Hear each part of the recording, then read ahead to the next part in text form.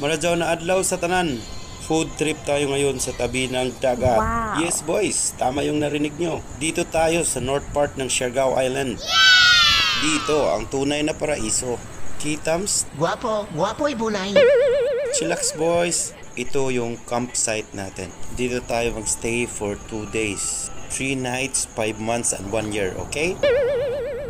Ganito kaganda ang north part ng Siargao Island. May asul na karagatan, puting buhangin, at briskong hangin. Alright, samahan nyo ako. Hanap tayo ng spot kung saan tayo pwede magluto. Yun yung maganda dito sa isla. Pwede tayo magluto kung saan-saan. Mangunguha lang tayo ng kahoy dyan sa tabi-tabi.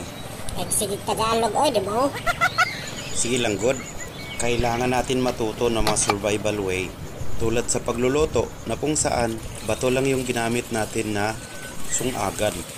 Ano ba yung sungagan?